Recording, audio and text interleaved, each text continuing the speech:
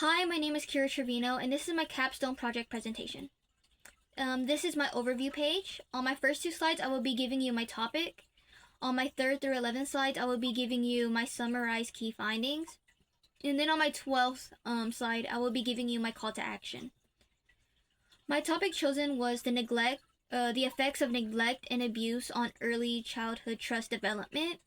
This is from Erik Erikson's Trust versus Mistrust stage, and it is set during infancy. The reason I've chosen this topic is because I feel that we need to understand the different type of effects these children have as they start growing up, and the way abuse and neglect affects them as they grow up. I also feel that it is important that we find ways to understand how we can find ways to help them. And I also personally relate to this topic somewhat, which is why I chose this topic as well.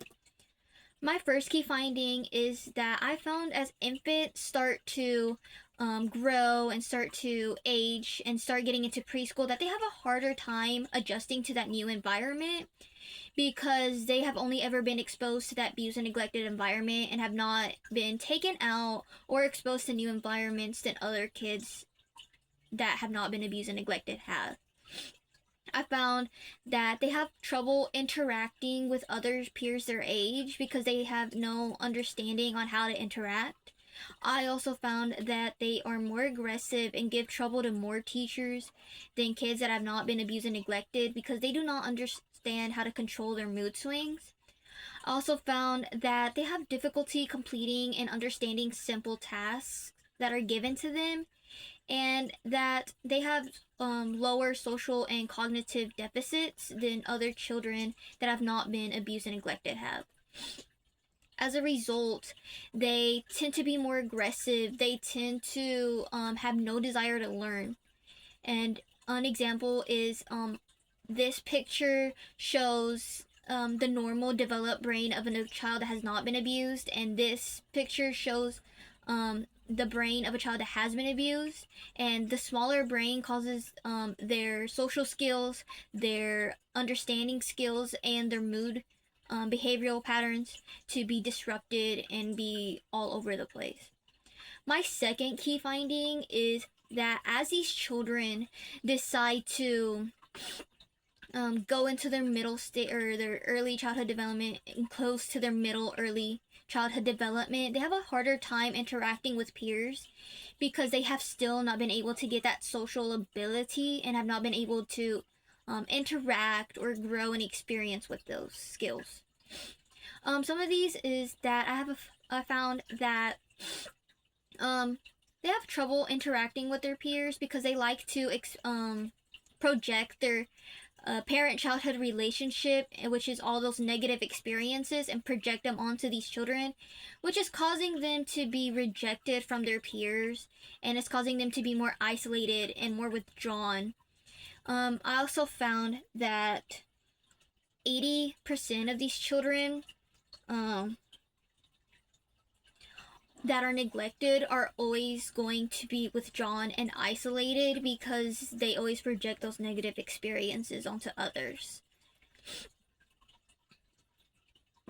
Which is causing them to be socially withdrawn. As a result, these children are going to have a harder time with their middle childhood development, their late childhood development, and into their early adult development. They're going to have a harder time interacting with others, getting peers, getting friends, maintaining a relationship, understanding the different social skills that they need to have. They are more withdrawn and more isolated, and they start getting more aggressive as time goes on because they do not understand that those negative experiences are impacting them in a negative way and that they should be gaining positive experiences instead. My third key finding is that as they start getting into their early adulthood, they tend to not change their nature, and they tend to stay the same way. But I found that even though they don't really change their nature, they do know how to hide it and mask it really well, and that some of these adults or adolescents that have been continuously been abused and neglected still can change and get different trajectories and outlooks in their life because they grow differently than one another, even though they experience the same thing. Some key findings that I found was that 61 to 67% of these people, or of these adolescents and adults, have really bad mistrust in others and have a hard time trusting others. I also found that they have a harder time maintaining a relationship because of that distrust, or even maintaining a relationship, or having a relationship and maintaining it. I also found that they are more socially withdrawn and they tend to talk less to others and tend to interact less. They also have a lot of mental issues such as bipolar disorder or anxiety or depression because of all these new experiences and getting all those negative feedback and all those negative outcomes. They get these mental disorders because they haven't been able to process it properly, because they have never understood how to process it properly, or have probably never been taught to process it properly. An example that I found is that a child that has never gotten at least one positive experience and has always got negative experiences, he never trusts others, or he or she never trusts others. He or she always is aggressive.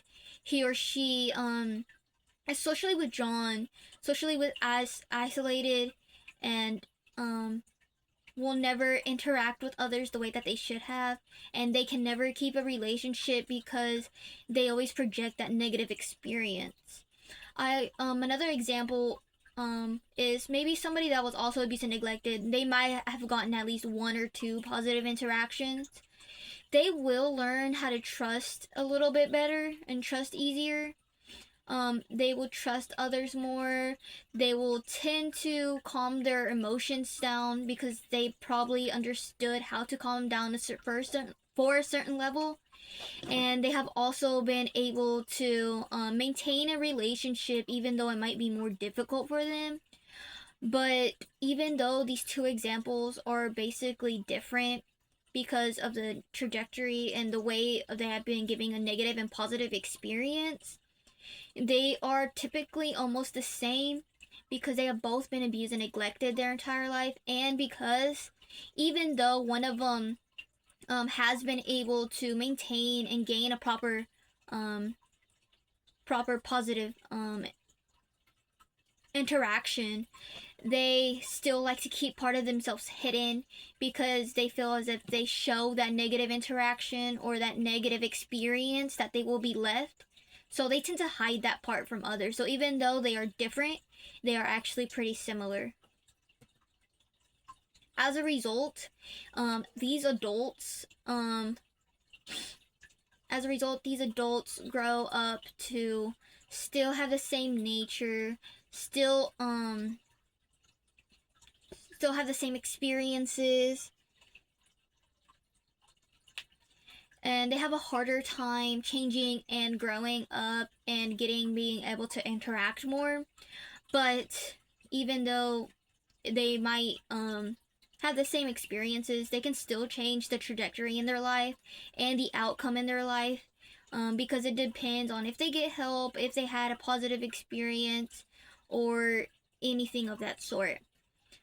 For my call to action, I want to implore people to, if they see like any signs of abuse or neglect on an infant or an adolescent, such as bruising, little to no interaction, aggression, isolation, that they help them find a way to be able to get that positive interaction so that they get a different outcome in life, and so that they are able to at least change a little bit more of their trajectory or outcome than what a person that was abused or neglected and didn't get help has. And that is my entire presentation. Thank you.